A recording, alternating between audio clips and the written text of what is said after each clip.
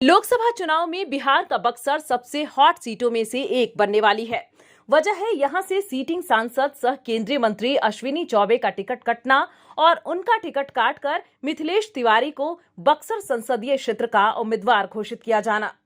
इन सब के बीच आईपीएस सेवा से रिजाइन कर बक्सर संसदीय क्षेत्र से चुनाव लड़ने का मन बना रहे आनंद मिश्रा को भी बड़ा झटका लगा है। दरअसल आनंद मिश्रा, जो कि इन दिनों बूथ आइकॉन भी कहे जाते हैं, उन्होंने बक्सर से चुनाव लड़ने का मन बना लिया है। आनंद को पूरा भरोसा था कि उन्हें बीजेपी से टिकट मिलेगा, लेकिन ऐसा हुआ नहीं।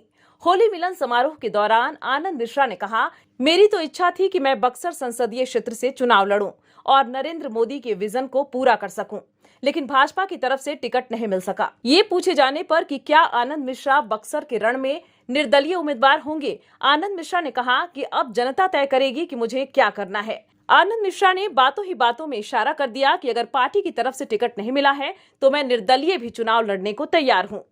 मैं अपने लोगों के लिए आया था, बक्सर के लिए जो सही होगा वही करूंगा। मैं हमेशा अपने लोगों के बीच रहूंगा, यहाँ के लिए काम करता रहूंगा। आनंद ने कहा कि मैंने जॉब छोड़ा कि काम करूंगा। मुझे लगा कि मैं मोदी जी का सिपाही बनके विजन को धरातल पर उतारूंगा। लोग मुझे बक्सर का बेटा कहते हैं, मैं वापस लौट कर नहीं जाऊंगा।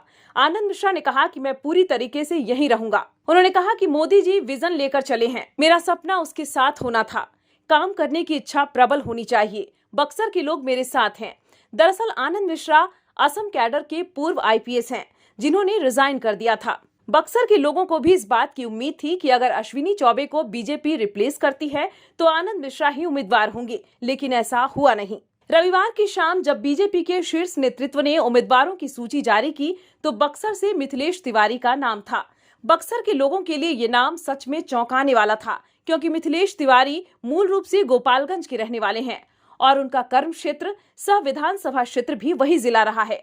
पूर्व आईपीएस आनंद मिश्रा के साथ होली मिलन में आए युवाओं ने भी कहा कि इस बार बक्सर में बाहरी उम्मीदवार नहीं चलेगा।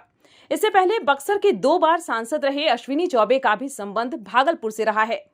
मालूम हो कि मूल रूप से बक्सर जिला के परसौडा के रहने वाले आईपीएस आनंद मिश्रा ने यूपीएससी की परीक्षा महज 22 वर्ष की उम्र में क्रैक कर ली थी। आईपीएस आनंद मिश्रा अचानक इस्तीफा देने के बाद फिर चर्चा में आ गए थे। आईपीएस आनंद मिश्रा ने 22 साल में आईपीएस बनने के बाद करीब 12 साल भारतीय पुलिस सेवा को दिया।